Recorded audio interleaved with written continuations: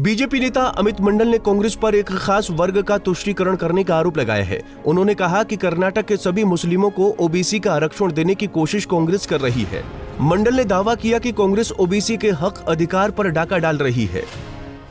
वर्ग को ओबीसी वर्ग में शामिल करने के लिए साजिश रच रही है और जब उनको आरक्षण का लाभ मिल नहीं पा रहा है तो ओबीसी को ही मुसलमान और मुसलमान को ही ओबीसी, ऐसा षड्यंत्र कांग्रेस के द्वारा रचा जा रहा है। तो आपको अब समझ में आ गया होगा कि कौन बकरी है कौन मुर्गी है।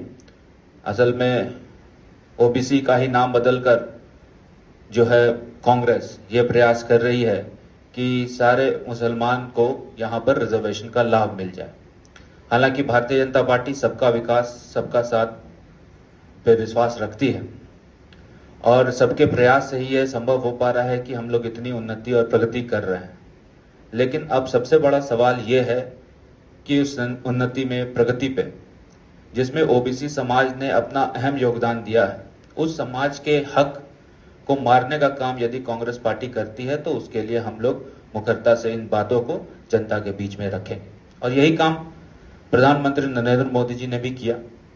हम लोग किसी के साथ हम लोगों का द्वेष भावना नहीं है, किसी के साथ दुश्मनी नहीं है, लेकिन हमारे हक को, और खासकर मैं ओबीसी वर्ग से आता हूं, इसीलिए हमारे हक की बात जब आएगी तो निश्चित तौर पर हम लोग सारे उन पॉलिसीज का और सारे वैसे पार्टी का विरोध करेंगे जो ओबीसी की हक को मारने का काम कर रही है। प्रधानमंत्री नरेंद्र मोदी जी के आप वक्तव्य को सुनिएगा तो कर्नाटका का उन्होंने रेफरेंस दिया और कर्नाटका में किस प्रकार से एक षड्यंत्र के माध्यम से और एक प्री प्लान्ड एजेंडा के माध्यम से कांग्रेस सरकार वहां पर चाहती है कि ओबीसी वर्ग में मुसलमानों का समाहित हो। वहीं अमित मंडल का कहना है कि आर्थिक और सामाजिक पिछड़ेपन के आधार पर आरक्षण दिया जाना चाहिए। मंडल ने कहा कि कांग्रेस ने कर्नाटक के तमाम मुसलमानों को ओबीसी आरक्षण का लाभ दिलाना चाहती है। उन्होंने कहा कि कांग्रेस ओबीसी का हक मार रही है कि हम लोग कास्ट के बेसिस पे नहीं, हम लोग रिलीजन के बेसिस पे नहीं, हम लोग क्लासेस के बेसिस पे देंगे। और क्लासेस का बेसिस होता है बैकवर्डनेस, एक्सट्रीम बैकवर्डनेस, पिछड़ापन, अति पिछड़ापन, सोशल, इकोनॉमिक, तरह तरह के फैक्टर्स होते हैं। और इन सब फैक्टर्स पे जब कांग्रेस पार्टी ने अपने प्री प्लान्ड एजेंडा को पूरा नहीं कर पाया तो उन्होंने एक नई नीति निकाली कर्नाटका में और नीति के आधार पर उन्होंने ये सुनिश्चित किया कि ओबीसी वर्ग में ही मुसलमान कम्युनिटी को समाहित कर दिया जाए, इररिस्पेक्टिव कौन बड़ा है कौन छोटा है, क्या कास्ट है, क्या उसकी इकोनॉमिक स्टेटस है।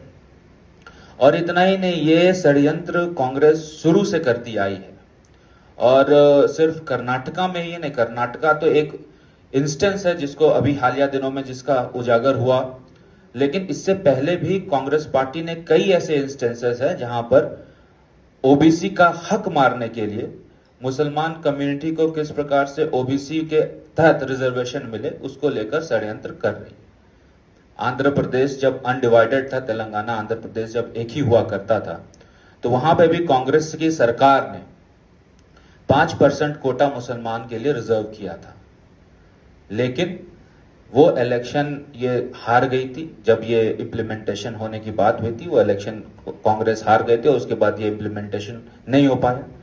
पुनः 2004 में कांग्रेस ने अपने पोल मैनिफेस्टो में कहा कि हम लोग 5% जो है यहाँ पर रिजर्वेशन मुसलमान वर्ग को देंगे। आरक्षण देने की शर्तें पहले से ही संविधान में तय हैं। अगर कांग्रेस की सरकार ने आरक्षण के साथ छेड़छाड़ किया है तो बीजेपी के नेताओं को कोर्ट का दरवाजा खटखटाना चाहिए। पंजाब केसरी टीवी के लिए रांची से आशुतोष सिन्हा की रिपोर्ट।